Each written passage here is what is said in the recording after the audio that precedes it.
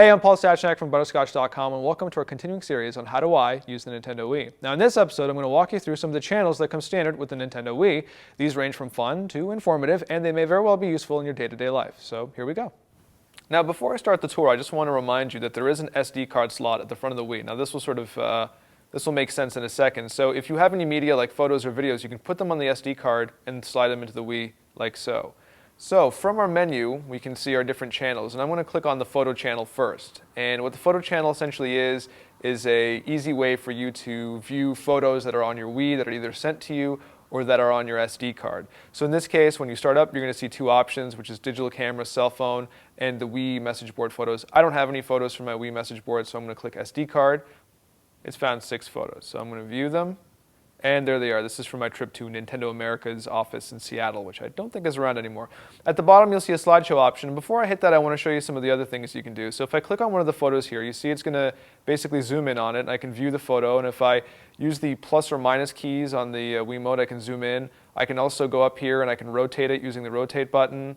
If I go down here, I could post this to my message board. I could send it to somebody. If I click Fun, this is kind of neat. If you click Fun, it basically gives you 3 different options, so Mood, Doodle, and Puzzle. And what these do, if I click Mood, for instance, I can essentially sort of just put on a bunch of filters onto my picture. So I can brighten it, make it black and white, invert it, do this sort of hard-boiled style. And I can also go down and undo it.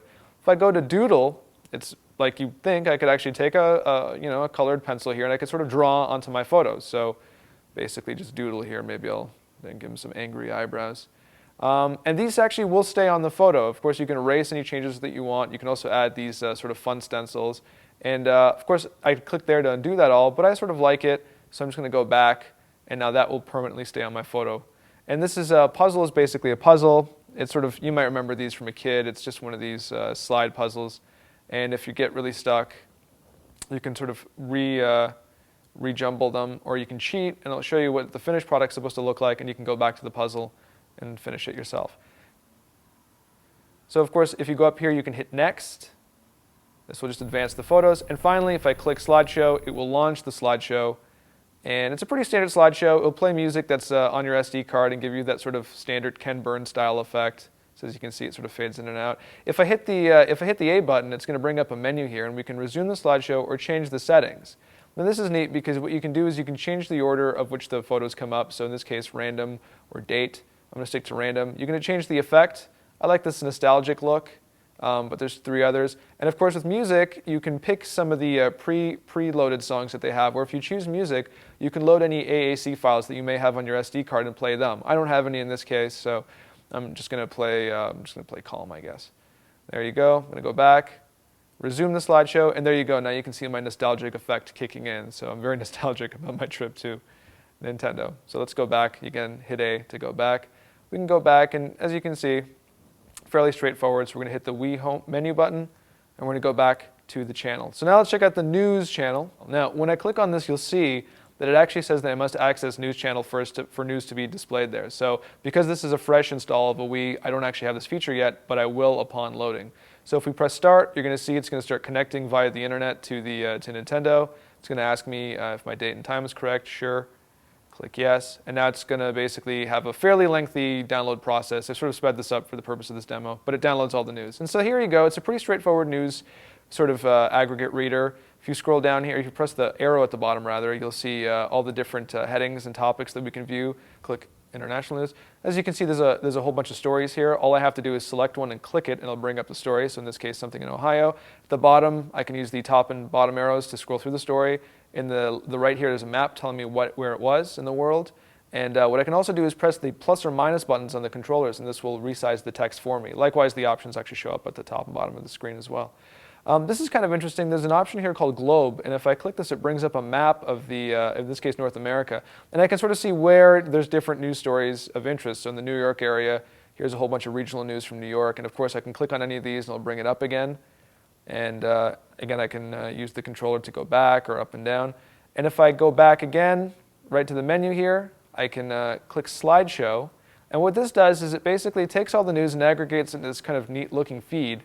And if at any moment there's a story that interests me, you'll see it shows up on the globe. I can just click it, and it'll actually give me the story. I can preview it, and if I click continue, it goes back to the slideshow and continues running through the day's news. So sort of a neat way to watch news, if you will. So I'm going to end the news program, go back out, because I want to show you this. If I click the news channel now that we've launched it and it's downloaded news, now you're going to see the stories actually scroll by here in the sort of scroll bar style. So that's just an interesting thing to note with all the channels. They'll all kind of have these live updates once you connect for the first time to the internet. So we're going to click on the forecast channel. It's pretty self-explanatory. Again, we haven't launched it yet, so it's not going to give us the forecast right off the bat.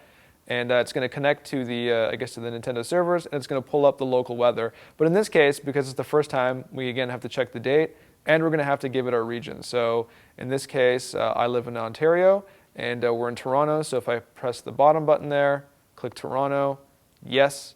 Now it's actually going to pull the weather for Toronto, and there you go. It's 10 degrees Celsius. If I click up here, it's the UV index. So there you go. I guess it's moderate. And if I go down, I can see today's, tomorrow's, the 5-day forecast, and there's another nice look at the 5-day forecast. I can also go to settings, and I can change my location if I wanted to. I can also change the temperature display and the wind display. So there we go. It's going to be in Fahrenheit now. Likewise, if I go over here, I can click globe, and it's going to give me the world. And using the minus or plus buttons on the controller, I can actually sort of zoom out. And then by clicking A and sort of dragging across the globe, I can pull it, and I can see where else in the world there is weather. So in this case, all right, let's see what St. Louis is doing. 61 degrees Fahrenheit, sunny. And if I go back, let's go over to the West Coast. There we go, Los Angeles. We'll click on that. It's 59 right now. And likewise, with any of these cities, I can go down to the bottom menu, and I can see tomorrow's forecast, 5-day forecast. And there actually isn't a full 5-day forecast, more than likely because LA has burnt up in its own heat. Now in the menu, you'll see that once again, if I click the forecast channel, it's actually going to have the weather now. So that's a good thing to note because again, we've launched the program once.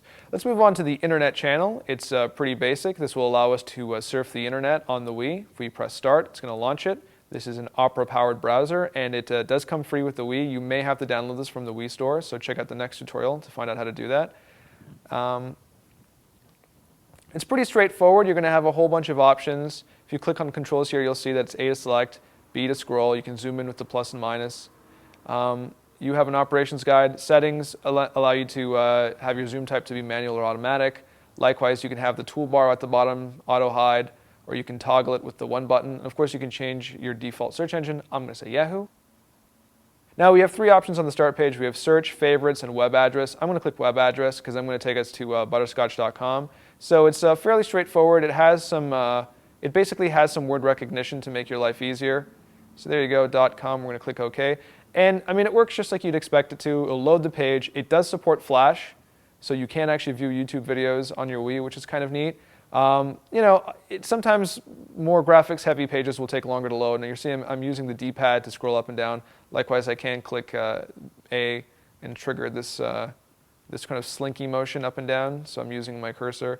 And as with any web browser, I basically point and click on a link. It loads it, and you're good to go. If I scroll down to the bottom here, you'll see the toolbar, which gives me a link to my start page. I can enter an address. I can check my favorites. I can search, or I can stop loading. And if I hit 2 on the controller, it's going to bring up single column mode, which is essentially almost like it's like a mobile view of a website, basically. So it's light on graphics. It loads a lot faster, maybe easier to read because the text is bigger, so you can see. And then to get out of it, just hit 2 again.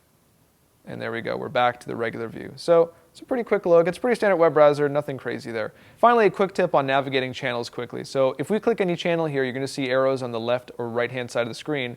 If we click those, it's basically going to advance in that direction to the channel that's previous or next to it. So as you can see, it's a quick way to sort of navigate through channels without having to click Wii menu and then click on them. So just a quick little tip.